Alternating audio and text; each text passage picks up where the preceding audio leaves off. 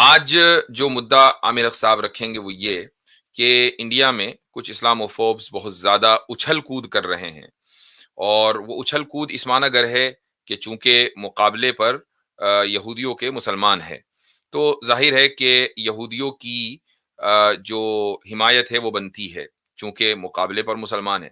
اگر کوئی اور ہوتا تو پھر کون پوچھتا کہ یہودی کس قوم کا اور کس چڑیا کا نام ہے۔ تو اب یہاں سوال یہ ہے کہ کیا واقعی یہودیوں کے یہاں بھی ان مشرکین کے لیے یہی فیلنگ ہے؟ کیا یہودی بھی بت پرستوں کے تعلق سے وہی خیالات رکھتے ہیں کہ جو بت پرست اور مشرکین ان کے تعلق سے خیالات رکھتے ہیں؟ تو اس بارے میں عامر اخ صاحب کچھ گفتگو کریں گے، تو میں انشاءاللہ سب سے پہلے عامر بھائی آپ سے گزارش کروں گا کہ آپ شروع کریں۔ اچھا حضرت، جس طرح آپ نے کہا اس طرح بڑی تیزی سے چلتے ہیں، اور بڑا مختصراً یہ ہے کہ ایک بڑی تعداد، چونکہ ہمارے سننے والے ہندی اردو بول چال والے لوگ ہیں، اور ان میں بھی بڑی تعداد ہماری انڈیا کے دوستوں کی ہے، ساتھیوں کی ہے، تو انڈیا میں ایک بڑی تعداد جو ہے وہ اسلاموفوبز ایسے ہیں کہ جن کا، جس طرح حضرت آپ بھی کہتے ہیں کہ اخلاقی معیار کچھ بھی نہیں ہے، وہ دیکھتے یہ ہیں کہ مسلمان اگر دن کو دن کہہ رہے ہیں تو ایڑی چوٹی کا زور لگا کر اس کو رات کرنا ہے، رات کو دن کرنا ہے، سیاہ کو سفید کرنا ہے، سچ کو جھوٹ کرنا ہے، ہیرو کو زیرو کرنا ہے، صرف مسلمانوں کو نیچا دکھانا ہے۔ مثال تو بڑی ایک تگڑی آئی تھی مگر اس کو بھی اسکپ کر رہا ہوں، مگر جو بھی ہے وہ الٹا کرنا ہے۔ تو خیر، آج ہم دیکھیں گے کہ اس مسلمانوں کی تعصبی اختلاف میں اور نفسیاتی جو ایک ان کا تناؤ ہے، اس چکر میں یہ کس حد تک خطرناک دوست جو ہے اپنا بنائے بیٹھے ہیں، تو دیکھنا چاہیے۔ سب سے پہلے تو یہ سمجھنا چاہیے کہ مسلمان بلا شبہ اور بلا ریب یہ اوپن کتاب ہے ہماری، کہ جس میں ہم مورتی پوجا کو غلط سمجھتے ہیں اور مشرکین کو شر البریہ سمجھتے ہیں، مگر ہم اسی کے ساتھ ان کے وجود رکھنے کے بھی قائل ہیں، اور اسلامی ریاست میں ان کے پنپنے یا ان کے رہنے یا ان کے سانس لینے کے بھی قائل ہیں، الا یہ کر وہ اپنی حدود سے تجاوز کر کے ریاست کے خلاف بغاوت یا فساد فی الارض کا ارتکاب کریں۔ تو یہ ہے کھلا ہوا ہمارا موقف۔ مگر افسوس کے ساتھ کہنا پڑتا ہے ان ساتھیوں کو جو بلا یہ سمجھیں کہ کسی قسم کے تردد کے اور خوب مبالغہ آرائی کے ساتھ، فل ایگزیجوریشن اور ایکسٹریمزم کے ساتھ وہ اسرائیل کی سپورٹ کر رہے ہیں، تو چونکہ اسرائیل کا جو نیشنل ریلیجن ہے، جو وہ کلیم کرتے ہیں اسٹیٹ ریلیجن ہے، وہ جوڈائزم ہے، تو تھوڑا جوڈائزم کو پڑھتے ہیں بڑی تیزی کے ساتھ۔ یہ آپ کے سامنے آپ کو انسائکلوپیڈیا برٹانیکا سے نظر آ رہا ہے، نو ہائڈ لاز۔ یہ بیسیکلی آدم علیہ السلام اور نوح علیہ السلام کے بعد جو لاز تشکیل پائے ہیں ان کا ذکر ہوتا ہے۔ یہ بیسیکلی ترتیب کے اعتبار سے قریباً کوئی 6-7 کے قریب لاز مانے جاتے ہیں، بڑے بڑے، جو کہ سوسائٹی میں امن پیدا کر سکتے ہیں۔ ان میں ایک ہے اگینسٹ آئیڈولٹری، یعنی مورتی پوجا کے خلاف آپ نے کام کرنا ہے اور مورتی پوجا کبھی بھی نہیں کرنی۔ یہ نوحائد لاز میں سے مانا جاتا ہے، جس کو بعد میں موزس نے اسٹیبلش کیا۔ اب جو اسٹیبلش کیا وہ آسان نہیں تھا۔ اسٹیبلش کرنے کے لیے میں ایک حکم آپ کو دکھاتا ہوں، ہوا کیا، بیسیکلی تھوڑا ہسٹری کو سمجھنا ہے۔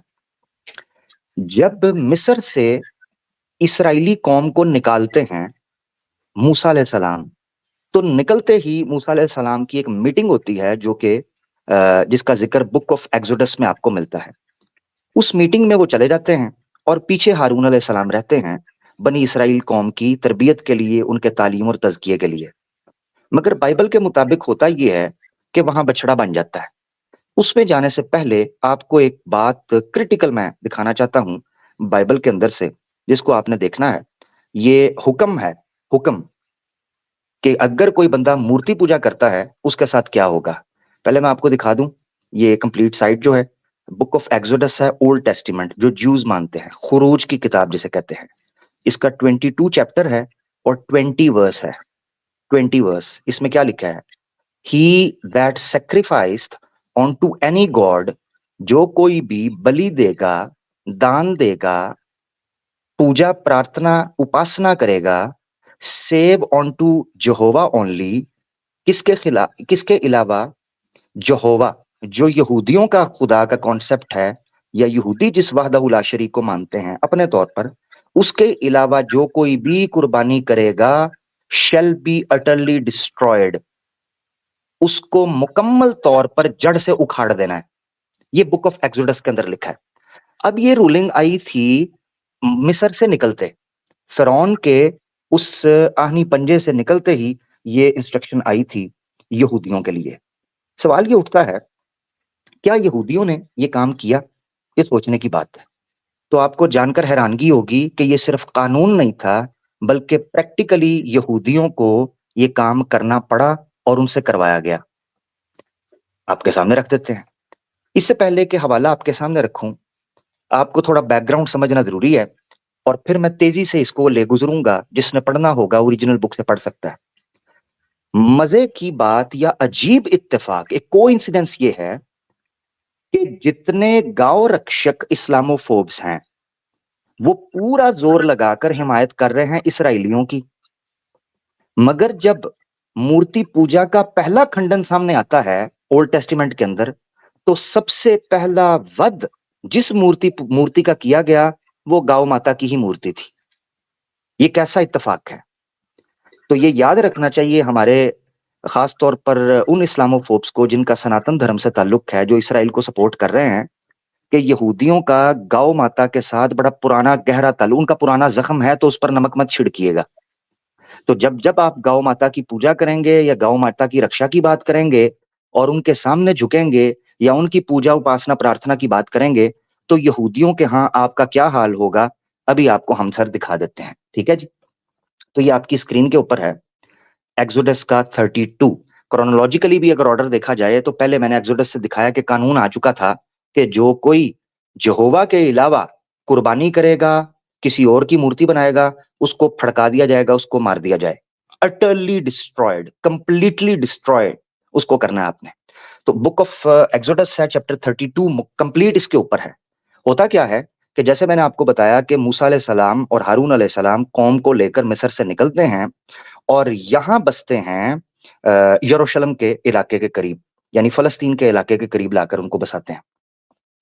اس سمے کے اوپر ابھی ان کو تورات جو ہے وہ نکلنے کے بعد ملتی ہے. یہ ایک الگ ٹاپک ہے، اس ڈیٹیل میں جانا چاہتا، مگر یہاں سمجھے ہوتا کیا ہے. موسیٰ علیہ السلام جب اپنے اللہ سے ہم کلام ہونے کے لیے یا بائبل کے مطابق یہوہ سے ہم کلام ہونے کے لیے جاتے ہیں تو پیچھے بائبل کے اکارڈنگلی نعوذ باللہ ہارون علیہ السلام ان کے لیے ان کے اسرار پر یا ان کی ضد کے اوپر ایک بچڑا جو گائے کا بچہ ہوتا ہے، جسے کالف انگلش کے اندر آپ کے سامنے لکھا ہے، سونے کا بنا دیتے ہیں اور سونے کا بنا کر ان کی پوجا میں لگا دیتے ہیں اور یہ کہہ دیتے ہیں نعوذ باللہ ہارون علیہ السلام کہ بھئی یہ وہ بچڑا ہے جسے تمہیں فرعون کی پنجے سے چھڑوایا اور نجات دی، لہذا تم اس کی پوجا کرو، یہ اسرائیل کا خدا ہے.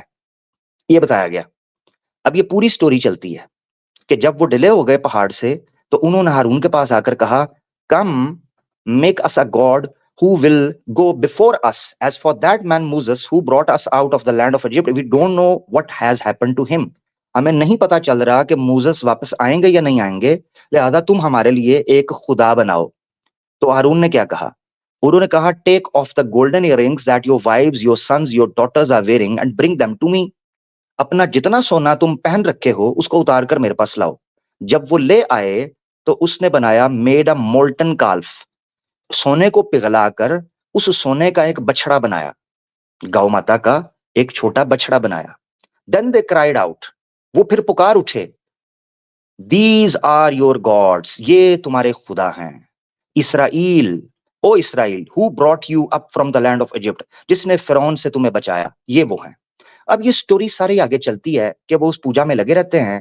اسی دوران موسیٰ علیہ السلام کو اللہ کی طرف سے یا یہوہ کی طرف سے بائبل کے اکارڈنگ خبر ملتی ہے کہ پیچھے تمہاری قوم نے مورتی پوجا شروع کر دی ہے، یہ کیا کام خراب کر دیا انہوں نے، تو جاؤ ذرا ان کا معاملہ حل کر کے آؤ.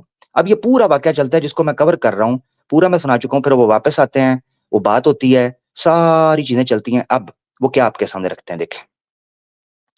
وہ کہتے ہیں اس قدر یہوہ کو، جوئش گاڈ کو غصہ آیا ہے کہ وہ یہ کہتا ہے کہ اب ان کا بچنا ناممکن ہے اور ان کو جلا دیا جائے گا. نہ صرف یہ کہ ان کو جلایا جائے گا، taking the calf they had made he burned it in the fire and then ground it down to powder. اس نے جلا کر راکھ کر دیا اس مورتی کو موزس نے, یہ بائبل بتا رہی ہے, مورتی کے ساتھ کیا کیا گیا, اور which he scattered on the water, پھر اس کو پانی کے اوپر, ان راکھ کو پانی کے اوپر بکھیر دیا, and made the Israelis drink, انہی کے خدا کی اس مورتی کو آگ لگا کر راکھ بنایا, بھزم کر دیا, اور اس بھزم اور راکھ کو, خاک کو, ان استھیوں کو انہوں نے پانی میں ملا کر اس پانی کو اسرائیلیوں کو پلایا کہ لو اپنے خدا کا پانی پیو, ایک گنگا جل بنا کے. سناتنی دوستو, گنگا جل, تو یہ گنگا جل بنا کے انہوں نے اس کو پلایا. اب پھر وہ اپنے بھائی کی طرف متوجہ ہوتے ہیں اور ساری بات چلتی ہے. ٹھیک ہے جی, یہ ساری بات انہوں نے بتائی کہ ہوا کیا. اب انہوں نے کہا یہ تو ہو گئے بچڑے کی سزا, بچڑے کی سزا. اب کیا سزا ہوگی؟ تو یہ بک آف ایکسوڈس کا چیپٹر 32 ہے, میں ریمائنڈ کروا رہا ہوں, chapter 32 of book of Exodus, اس کو آپ پڑھیں. سزا کیا دی گئی؟ موسیس کو کہا گیا کہ تم نے کھڑے ہونا ہے اور اپنی قوم کو حجت تمام کرتے ہوئے کہنا ہے کہ تم میں سے بچڑے کو تو اب میں نے جلا دیا ہے, اس کو پلا دیا ہے, اب میں تم سے آخری حجت تمام کرنے لگوں کہ بتاؤ تم میں سے کون کون یہوہ کے ساتھ کھڑا ہے. سو موسیس stood at the gate of the camp and shouted, موسیس کھڑے ہو کر شور سے اعلان کیا, whoever is for the Lord come to me, جو یہوہ کے ساتھ یعنی جوش گاڈ کے ساتھ کھڑا ہے وہ میرے پاس آ جائے. سارے کے سارے جو لیوائٹس تھے, ایک قوم تھی, ایک ٹرائب تھا بنی اسرائیل کا, وہ ایک قبیلہ صرف ادھر آ گیا. اینڈ دین ریلڈ ٹو ہم, اس کی طرف ریلیڈ ٹو ہم, سوری, دین ریلیڈ ٹو ہم, پورا قبیلہ جو ہے وہ یہوہ کے اعلان کے ساتھ ان کے پرچم تلے آ گیا. اب کیا ہوا؟ اینڈ ہی ٹولڈ دیم, موسیٰ نے کہا اب تمہارا کام شروع ہوتا ہے. Thus says the Lord, اب خدا تمہیں یہ کہتا ہے, the God of Israel, یہ وہی اسرائیل ہے جی. سناتری دوستو یہ دیکھیں اسرائیل لکھا ہوا ہے, تو ذرا دھیان سے ذرا اسرائیل کے نعرے ماریے گا. کھونے کیا لگا ذرا دیکھیے گا, صرف بچڑے کی پوجا کی تھی, کسی کا حق نہیں مارا, کسی کی چوری نہیں کی, کسی کا ریپ نہیں کیا, صرف بچڑے کی پوجا کی ہے. یہ یاد رکھنا کانٹیکسٹ میں. تو گاڈ آف اسرائیل نے کہا, each of you put your sword on your hip, تلوار کو چھپا کے لے جاؤ, go back and fourth, گھومو through the camp. جو قبیلے تھے اسرائیلیوں کے, اپنے بہن بھائی جو بنو اسحاق تھا, ان کے جتنے قبیلے تھے یعقوب علیہ السلام کے آگے, ان کو کہا ان کے کیمپس میں جاؤ, فرام گیٹ ٹو گیٹ, ایک ایک دروازے پر, and kill your brothers, your friends, your neighbours, اپنے ہمسایوں کو مارو, اپنے بھائیوں کو مارو, اپنے دوستوں کو مارو. اور عجیب بات تو یہ ہے کہ لیوائٹس نے یہ کام کیا, did as Moses had commanded, and that day about 3,000 of the people fell. 3,000 لوگوں کو صرف اس چیز پر مارا ہے جیوز نے, بک آف ایکسوڈس کے انوسار چیپٹر 32, جنہوں نے صرف ایک بچڑے کی پوجا کی تھی. تو یعنی اتنے تو 5,000 راکٹوں سے نہیں مرے.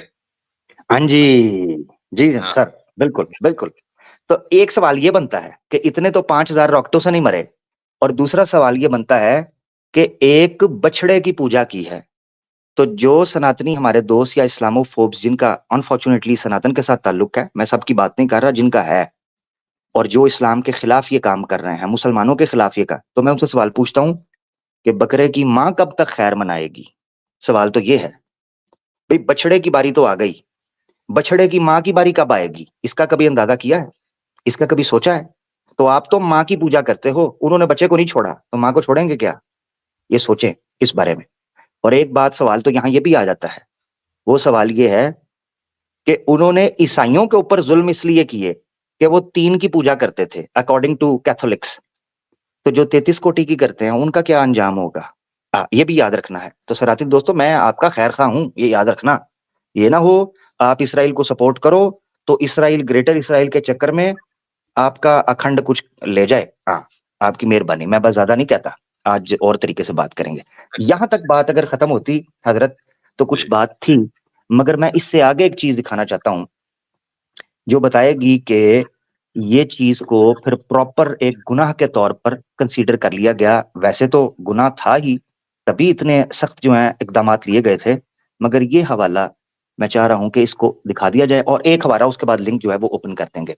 स्क्रीन यहाँ से शेयर हो जाएगी, ठीक है। ये देखें जी, ये बुक ऑफ डिट्रोनमी है, चैप्टर 9 आपको ऊपर नजर आ रहा है, ठीक है ना जी। और ये न्यू अमेरिकन जो रिवाइज्ड एडिशन है, ये मैं पढ़ रहा हूँ आपके सामने। चैप्टर 9 का वर्स नंबर आपने देखनी है 19 से ऑनवर्ड्स। यहाँ पर बयान किया गया है कि यहोवा को इतना गुस्सा आया कि हारून, नाउज बिल्ला, आरून जो बाइबल के हैं, उनको भी वो तबाही मचने लगी थी। तो मूसस ने कहा, मैं आपसे हाथ जोड़ता हूं कि प्लीज इतना गुस्सा आप ना करें, उनको जरा बख्श दे। उन्होंने कहा ठीक है, लेकिन then taking the calf, the sinful object you had made, एक मूर्ति को पाप का पदार्थ कहा गया है, पाप की आकृति कहा गया है, पाप को दर्शाने वाला एक ऑब्जेक्ट कहा गया है। I burnt it and ground it down to powder as fine as dust, मैंने उसको गंदगी का ढेर बना दिया है, मट्टी का, रेत का जर्रा बनाकर रख दिया है, धूल बनाकर रख दिया है, और मैंने उसको फेंक दिया है पहाड़ों की साइड के ऊपर के, जाओ जो कर सकते हो कर लो। ये मूर्ति पूजक जो हैं हमारे साथी इसराइल को जो सपोर्ट करते हैं, वो जरा तवज्जो करें। आखिरी एक हवाला है जिसको दिखाना बड़ा जरूरी है, और मैं समझता हूं इस हवाले के बगैर सूरत हाल बन नहीं पाएगी। यहां तक जो मैं चीज सामने आपके रख पाया हूं, उससे आपने जो चीज समझी है वो ये है कि ये चीज प्रैक्टिकली की गई कुछ लोगों के साथ। मगर अब जो मैं चीज रखने लगा हूं वो ये है कि ये आम कानून की हैसियत, क्योंकि बुक ऑफ डिट्रोनमी के अंदर ये चीज आ गई, तो आम कानून की हैसियत इख्तियार कर गई। ये बुक ऑफ डिट्रोनमी है, चैप्टर 17 है, न्यू रिवाइज स्टैंडर्ड वर्जन इसकी ट्रांसलेशन है, चैप्टर 17 वर्स। आगे चलते जाए, ये 1 से हम शुरू करेंगे, और जहां इसको मैं रोकूंगा आप देखेंगे कि कहां तक बात पहुंचती है। You must not sacrifice to the Lord your God an ox or a sheep that has defect. कुर्बानी का बयान किया जा रहा है। Anything seriously wrong for this is abhorrent to the Lord your God. ऐसी कोई चीज भी करना गलत है, अच्छी नहीं है, मकरूह है। अब हजरत और नादरीन, मैं ये चाहता हूं जरा यहां से पैराग्राफ जो मैं पढ़ने लगा हूं इसको गौर से देखना है, और सनातनी दोस्तों जो इसराइल को सपोर्ट कर रहे हैं वो जरा गौर से देखें। If there is found among you, अगर कोई मिल गया तुम में से, in one of your towns, तुम्हारे अपने किसी शहर में, that the Lord your God is giving you, जो इसराइल according to Jews उनको मिला है, a man or woman, चाहे मर्द हो या औरत, who does what is evil in the sight of the Lord your God, जो के पाप है तुम्हारे यहोवा खुदा की नजर में, and transgresses, और जुल्म है उसके वादे, इन कॉवेनेंट, उसके वादे के बकौल, by going to, क्या पाप होगा वो, by going to serve other gods and worshipping them, whether the sun or the moon or anything of the host of heaven. तो सूर्य नमस्कार करने वाले और चंद्रमा की पूजा करने वाले, जरा अपनी गर्दनें थोड़ी लंबी करिएगा अगर इसराइल को आपने सपोर्ट करनी है, क्योंकि फंदे उन्होंने अकॉर्डिंग टू बाइबल डालने हैं आपको, ठीक है। ये मैं नहीं कह रहा, आपके सामने बाइबल खुली हुई है। तो जितने सनातनी दोस्त सूर्या की, चंद्रमा की पूजा करते हैं और उस पर बड़ा इतराते हैं, वो जरा तवज्जो कर लें। आगे वो कहता है, विच आई हैव फॉरबिडन, जिसको मैंने निषिद्ध किया है कि इनकी पूजा ना करना। तो पहले पत्थर की, यानी जिसको कहते हैं पाषाण आदि की मूर्ति, यानी पत्थर की, किसी मैटर की मूर्ति, और यहाँ नेचर की मूर्ति बनाना, यानी नेचर की पूजा करना, दोनों का निषिद्ध हो गया। पहले में आइडल वर्शिप निषिद्ध हो गई, और यहां पर नेचर की वर्शिप करना निषिद्ध हो गया। सूरज की, चंद्रमा की, वायु की, जल की, अग्नि की, दरख्त की, लकड़ी की, किसी चीज की भी पूजा, या इवन जिंदा आदमी की पूजा जो है उसको निषिद्ध कर दिया, बल्कि ये कहा कि जो करता है उसके साथ क्या करना है। आगे देखना जरा, and if it is reported to you और यू हियर ऑफ इट, चाहे तुम खुद उसको देखो, खुद सुनो, या तुम्हें खबर दी जाए, and you make a thorough inquiry, और तुम रिसर्च इन्वेस्टिगेशन के बाद तुम कर लो, and the charge is proved true, और अगर ये इल्जाम सच, आरोप सच साबित हो जाए, N abhorrent thing has occurred in Israel, कि ये काम इसराइल की सरजमीन पर कर दिया गया है, then you shall bring out to your gates that man or that woman who has committed this crime, तो फिर शहर के दरवाजों पर घसीट कर ले आओ उस मर्द या औरत को